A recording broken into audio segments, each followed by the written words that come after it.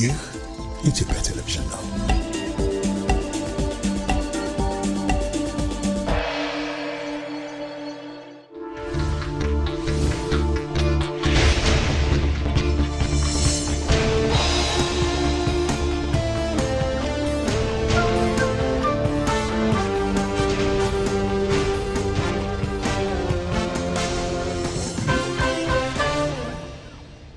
መጋቢት 23 2018 ዓ.ም ጤና ይስጥልኝ። እንደምን አመሻችሁ የተከበራችሁ ተመልካቾቻችን። ከኢትዮጵያ ቴሌቪዥን የረቡዕ ምሽት የኢቲቪ 57 ዜናዎችን ይዘን ቀርበናል። የዜናዎችን አበይት ርዕስ አስቀድማለሁ። በኢትዮጵያ ዲጂታል ኢኮኖሚ ግንባታ አሰራሮች ከወረቀት እንዲላቀቁ በማድረግ የዜጎችን እንግልት መቀነስ እየተቻለ ነው።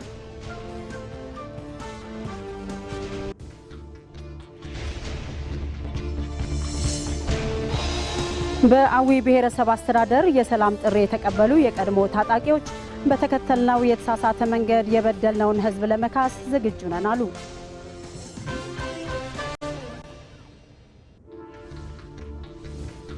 የመካከለኛው ምስራቅ ጦርነት በቀጠናው የ168 ቢሊዮን ዶላር የኢኮኖሚ ኪሳራ እንደሚያደርስ የተባበሩት መንግስታት ድርጅት አስታወቀ።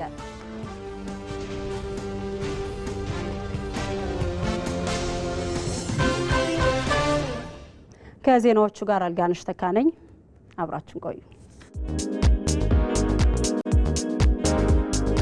የዘመናት የሀገር ምጥ አበቃ። ታላቁ የህዳሴ ግድብ በመጋቢት ፍሬ ተወለደ። ደሞ ሌላ ህዳሴ። ከጋዝ እስከ ማዳበሪያ፣ ከነዳጅ እስከ ኒውክለር አዲስ ምዕራፍ ተጀመረ። የስንዴ ተረጅነት የታሪክ መዝገብ ተዘጋ። ሀገሬው ራሱን ችሎ ክረምት ከበጋ አጨደ። ኢኮኖሚው ከግብርና ተሻገረ። ብዝሃ ዘርፍ ተስፋፋ። ኢንዱስትሪው፣ ማዕድኑ፣ ዲጂታሉ ዳበረ። ኢትዮጵያ መረተች፣ አምርታም በብዙ ሸጠች። በታሪክ ትልቁ ገቢ ከዓለም ገበያ ተገኘ። የሀገር የምድር ጸጋ፣ የትናንት የታሪክ ቅርስ አዋራቸው ተራገፈ፣ ውበታቸው ተገለጠ። ከተሞች ዳግም ተወለዱ፣ ዘመኑ፣ ተሳለጡ። ባህር ተሻግረው ከአድማስ ማዶ አንጸባረቁ።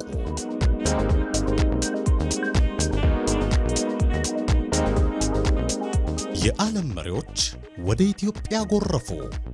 ኢትዮጵያ በዓለም መድረኮች ገነነች።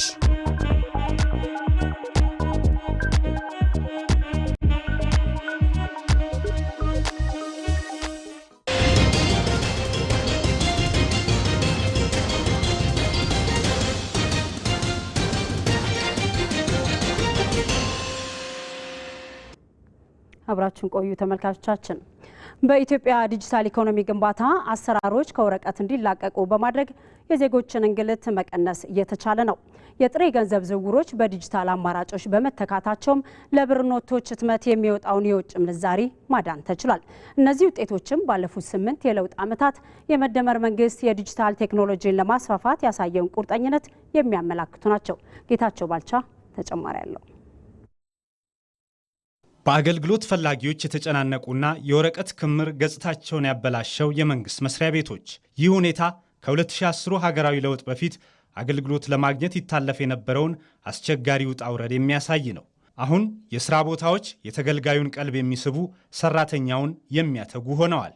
የወረቀት አሰራሮችም ለዲጂታል ቴክኖሎጂ ቦታ እየለቀቁ ነው። መሶብ የአንድ ማዕከል አገልግሎት መንጃ ፈቃድ ለማደስ ነበር የመጣሁት። በጣም በአጭር ሰዓትና በአጭር ጊዜ አገልግሎቱን ጨርሼ እየወጣሁ ነው የምገኘው። አመሰግናለሁ። በዚሁ ይቀጥል። እዚህ የመጣበት ጉዳይ ንግድ ፈቃድን ለማሳደስ ነው። እንግዲህ ዛሬ ለመጀመሪያ ጊዜያችን ወደዚህ የመጣ ነው። የአገልግሎት ሂደት በጣም ያንገላታ ብዙ ነገሮች ነበሩና አሁን ዛሬ እዚህ ስንመጣ ወዲያው አልቆየንም። ቢያንስ ያው 10 ደቂቃም አልቆየንም። ወዲያው ጨርሶልን ሰጡን። በጣም ተደስቻለሁ በዚህ መስተንግዶ። ሀገራዊ ለውጡ እውን በሆነ ማግስት ህዝብን ሲያማርሩ የነበሩ የተንዛዙ አገልግሎቶችን በዲጂታል አሰራሮች መቀየር የመደመር መንግስት ቅድሚያ ከሰጣቸው ጉዳዮች አንዱ ሆነ። ዲጂታል ኢትዮጵያ 2025 ስትራቴጂን በመንደፍም የወረቀት አሰራሮች በዘመኑ የዲጂታል ቴክኖሎጂ እንዲተኩ፣ የተበታተኑ አገልግሎቶችም ሰብሰብ እንዲሉ ተደረገ። ያረጁና ያፈጁ ሂደቶችን ይከተሉ የነበሩ አሰራሮችን በመቀየር አስደናቂ ለውጥ የተገኘበት መሶብ የአንድ ማዕከል አገልግሎትም ተወለደ። ዛሬ መሶብ ተወልዷል። መሶብ የአንድ ማዕከል አገልግሎት መስጫ ቦታ ነው። እዚህ ቦታ ላይ 2-3 አስደናቂ ጉዳዮች አሉ። አንደኛው ይህ ህንፃ ከዚህ ቀደም የመንግስት መገልገያ የነበረ ህንፃ ነው። እኔም አውቀዋለሁ፣ ብዙ ሰዎች ያውቁታል። ይህን የመሰለ ውበት ይዞ አያውቅም። የነበረን ህንፃ በዚህ መንገድ አስውበን አሳምረን ለህዝባችን አገልግሎት ማዘጋጀታችን በጣም ደስ የሚል ነገር ነው። የመሶብ አገልግሎት 12 ገደማ ተቋማት ከ40 በላይ ሰርቪስ አንድ ሰው እዚህ ያገኛል። ለምሳሌ ንግድ ፍቃድ ላወጣ ብፈልግ ንግድ ፍቃድም የፋይዳ ዲጂታል አይዲም እዚሁ መውሰድ እችላለሁ። ፓስፖርት እዚህ አለ። ገቢ መክፈል እችላለሁ። የባንክ አገልግሎት አለ። ቴሌኮም አለ እና አንድ ሰው ለአንድ ሰርቪስ በርካታ ቦታ መጓዝ ሳይጠበቅበት እዚሁ መጥቶ እነዚያን ሰርቪሶች አንድ ቦታ ማግኘት ጥቂት የተሳካላቸው ሀገራት በከፍተኛ ኩራት ከሚናገሩባቸው ሪፎርሞች መካከል እንዲህ ያለው ስራ ነው። ያለፉት 8 ዓመታት የኢትዮጵያ ዲጂታል ኢኮኖሚ ግንባታ ስር ነቀል ለውጥ ካመጣባቸው ዘርፎች የዲጂታል ገንዘብ ዝውውርም በጉልህ የሚነሳ ነው። ጥሬ ገንዘብን መሸከም እየቀነሰ በጣት ንክኪ ብቻ የሚፈጸም ሆኗል። ዛሬ በየቀኑ እስከ 50 ቢሊዮን ብር፣ በዓመት ደግሞ ከ18 ትሪሊዮን ብር በላይ በዚሁ ዘዴ መዘዋወር ችሏል። ባለፉት 5 ዓመታት በአብዛኛው ካሽ ላይ የተንተራሰ የንግድ ስርዓታችን ወደ ዲጂታል ተቀይሯል። ይሄ ልክ እንደ ተራ ዜና እንደ ተራ ንግግር የሚታይ ጉዳይ አይደለም። ምክንያቱም ኢትዮጵያ በየዓመቱ ካሽ ለማሳተም በ100 ሚሊዮን ዶላር ታወጣለች። ምክንያቱም የኛ ካሽ ከታተመ በኋላ የአያያዝ ስርዓታችን ችግር ስላለበት እንደምታውቁት ቶሎ ያ ገንዘብ አውት ኦፍ ኦርደር ይሆናል። አዳዲስ ብሮች ካልታተሙ በስተቀረ በነበረን ካሽ መገበያየት አንችልም። አሁን ዲጂታል የግብይት ስርዓቱ የካሹን ኦቨርቴክ በማድረጉ ብቻ በርካታ ሀብት ቀንሷል ለሀገራችን ማለት ነው። ዲጂታላይዜሽን አማራጭ ሳይሆን ዘመኑ የሚጠይቀው ወሳኝ የመወዳደሪያ መሳሪያ ነው።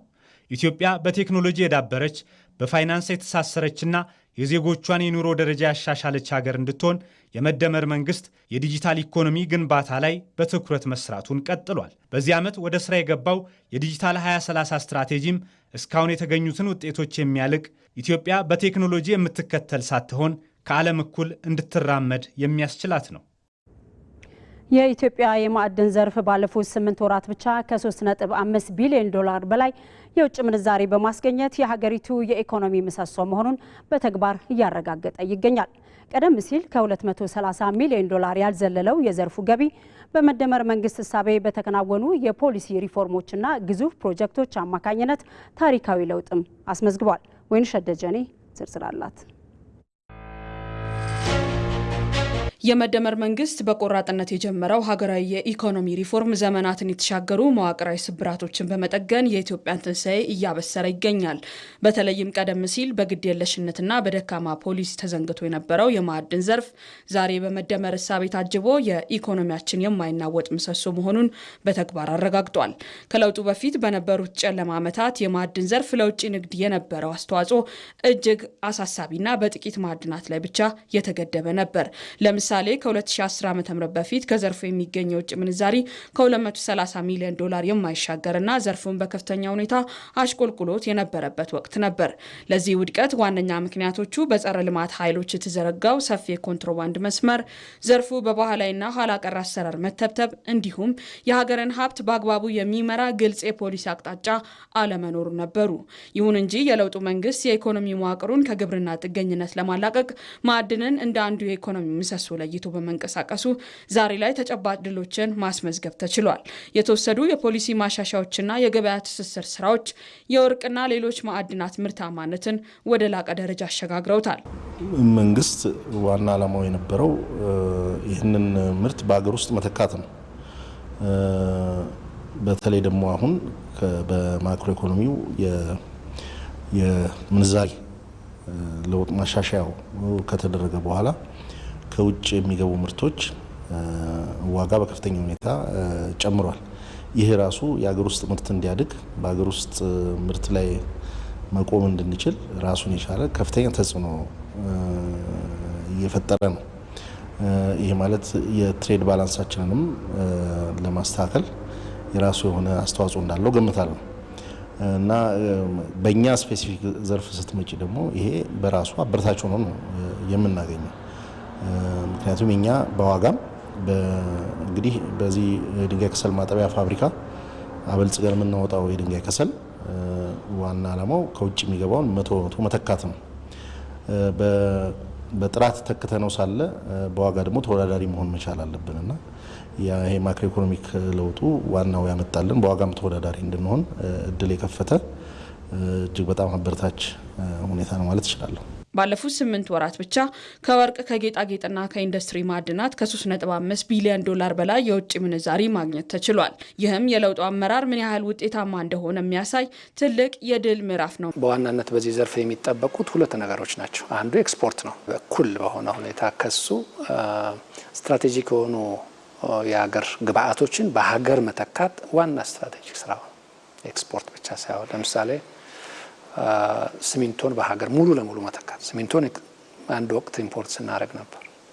ድንጋይ ከሰልን በሀገር መተካት፣ ሴራሚክና ማርብልን በሀገር መተካት፣ ነዳጅን በሀገር መተካት፣ ማዳበሪያን በሀገር መተካት፣ ብረትን በሀገር እና በምግብ ራስን መቻል። ይሄ ነው ሶቨሪን የሚያስብለው ሀገር። እነዚህን መተካት ከኤክስፖርት በላይ በጣም ጠቃሚ ነው እና የምንሰራው ኤክስፖርቱ ላይ ብቻ ሳይሆን ኢምፖርቱን መተካትም ወሳኝ ነው። ከዚያ አኳያ በእነዚህም ላይ በጣም ትልልቅ ስራዎች ተጀምረዋል፣ የተሳኩም አሉ። በጣም ሲግኒፊካንት የሆኑ ስራዎች ናቸው እየተሰሩ ያሉት። ነዳጅ ለምሳሌ ተፈጥሮ ጋዝን፣ ነዳጅ ማጣሪያን፣ ማዳበሪያን፣ ዩሪያ ማዳበሪያን በሀገር ማምረት በስንት ቢሊየን ስናወጣ የነበራቸው ስራዎች ናቸው። ምናልባት ወደ 7-8 ቢሊዮን ዶላር ሊሆኑ የሚችሉ ናቸው። እነዚህ ስራዎች በሙሉ ነው በዚህ ዘርፍ እየተሰሩ ያሉት። በተለይ በግንባታ ላይ ያሉት የተጀመሩት ትልቅ ፋይዳ ያላቸው ናቸው። በቤንሻንጉል ጉሙዝ ክልል የኩምሩክ ወርቅ ማዕድን ፕሮጀክት፣ በኦሮሚያ ክልል የቱሉ ካፒ ወርቅ ማዕድን ፕሮጀክት፣ በሶማሌ ክልል የካሉብ የተፈጥሮ ጋዝና ሌሎችም ኢትዮጵያን በውጭ ምንዛሪ ራሷን እንድትችልና የሚወጣውን ከፍተኛ ሀብት እንድታድን በማድረግ ረገድ ታሪካዊ ሚና እየተጫወቱ ይገኛሉ።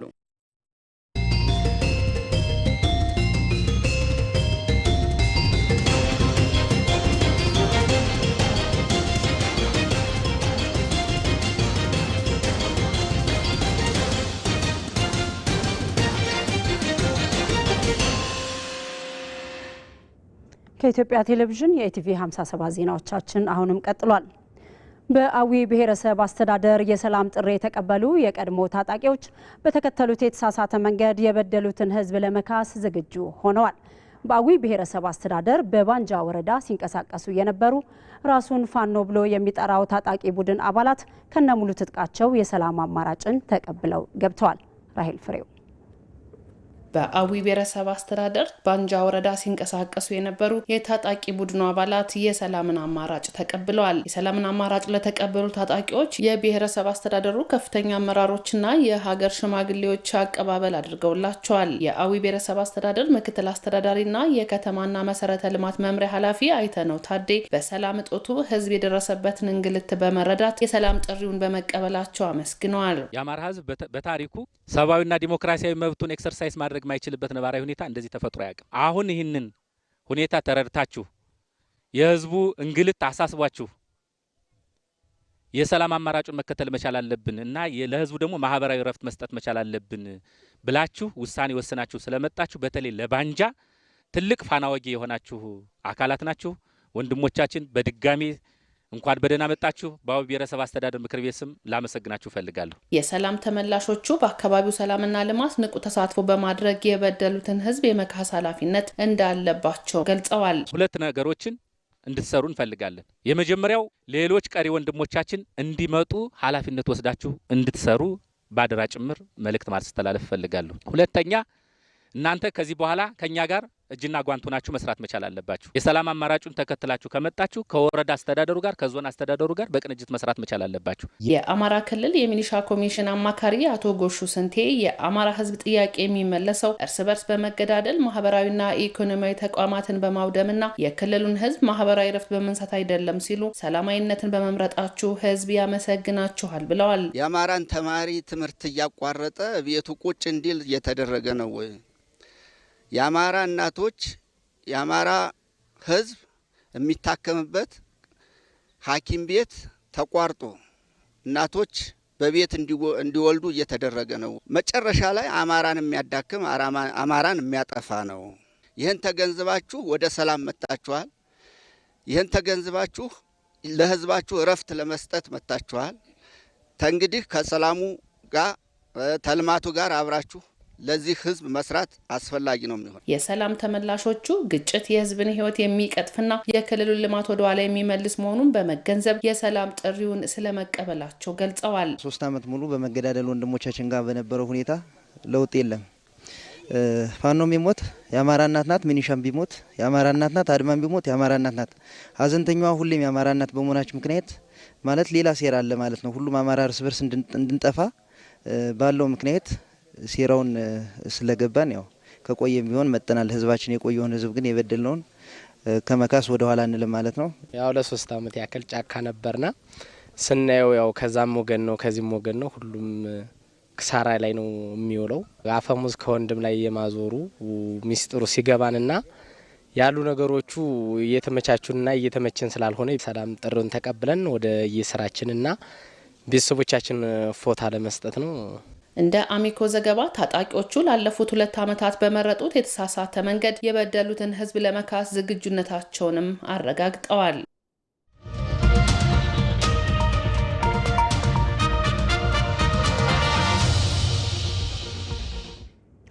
የነገዋን ኢትዮጵያ በጠንካራ መሰረት ላይ ለመገንባት ዜጎች የምርጫ ካርድ ሊያወጡ ይገባል አለ የአዲስ አበባ ፖለቲካ ፓርቲዎች የጋራ ምክር ቤት።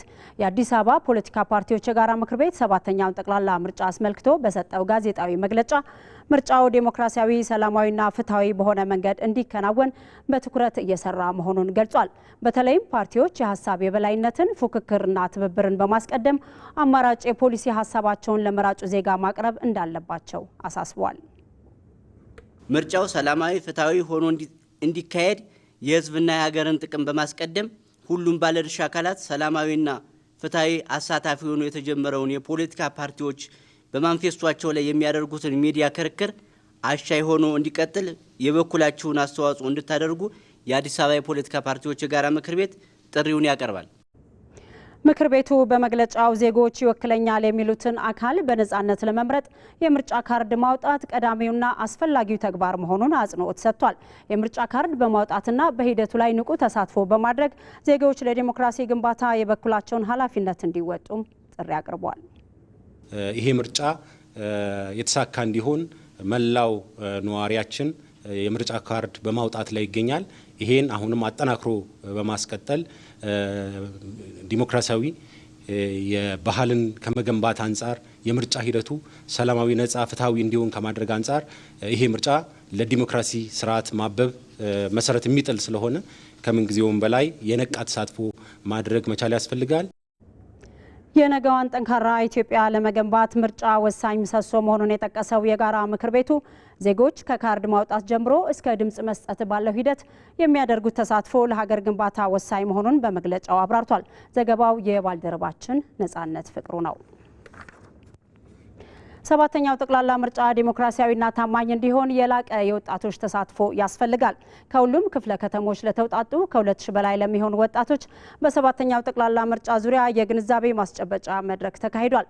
መድረኩን የአዲስ አበባ ከተማ አስተዳደር ወጣቶች ማህበር ያዘጋጀው ሲሆን በወጣቶች ንቁ ተሳትፎ የደመቀ ምርጫ ለሀገራችን እመርታ በሚል መሪ ቃል ነው የተካሄደው።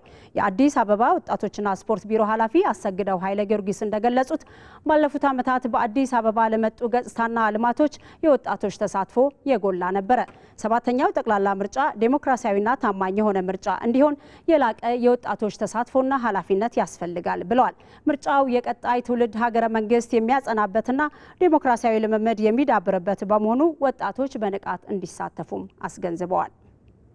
ዲሞክራሲ የሚለውን ለማረጋገጥ መምረጥ ብቻ ሳይሆን በመጀመሪያ የሚመርጡበትን የምርጫ ካርድ መውሰድ አለባቸው። የምርጫ ካርድ ያልወሰደው ወጣት እንዲወስድ መቀስቀስ፣ መረጃ መስጠት፣ ማስታወስ ከእያንዳንዱ ወጣት ይጠበቃል። የወጣት ማህበርም ይህን ነው እያደረገ ያለው። ከዛ ባሻገር ወጣቶች የምርጫ ካርድ ከወሰዱ በኋላ ደግሞ በተለይ ደግሞ የወጣትን ሀሳብ የያዘው የትኛው የፖለቲካ ፓርቲ ነው፣ በፖሊሲው ላይ፣ በማኒፌስቶው ላይ፣ በሌሎች ጉዳዮች ላይ በትክክል የወጣቱን ኢኮኖሚያዊ፣ ፖለቲካዊ፣ ማህበራዊ፣ ዲፕሎማሲያዊ ተጠቃሚነትን ሊያረጋግጥ የሚችሉ ጉዳዮችን የያዘልኝ የትኛው የፖለቲካ ፓርቲ ነው የሚለውን በደንብ አጢነው በትክክል የሚበጃቸውን የሚመርጡበት ምርጫ እንዲሆን ስለሚጠበቅ በዚህ ላይ ሁሉም ይሄንን እንዲያደርግ በዚሁ አጋጣሚ ጥሪ ለማስተላለፍ ነው። የአዲስ አበባ ከተማ አስተዳደር ወጣቶች ማህበር ፕሬዝዳንት በረከት ብርብሳ ማህበሩ ባለፉት 28 ዓመታት ወጣቶች በሁሉም ዘርፍ ተሳታፊና ተጠቃሚ እንዲሆኑ እየሰራ እንደሚገኝ ተናግሯል። ሪፖርተራችን ሞላ አለማየሁ እንደዘገበው ማህበሩ ከ500 ሺህ በላይ አባላት ያሉት ሲሆን እስካሁንም ከ300 ሺህ በላይ የማህበሩ አባላት ወጣቶች የምርጫ ካርድ መውሰዳቸው ተገልጿል።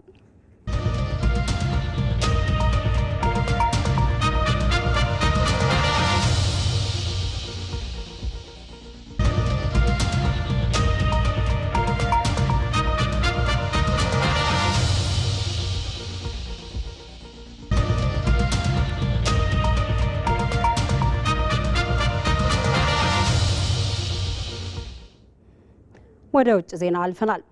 የመካከለኛው ምስራቅ ጦርነት በቀጠናው 168 ቢሊዮን ዶላር የኢኮኖሚ ኪሳራ እንደሚያደርስ የተባበሩት መንግስታት ድርጅት አስታውቋል።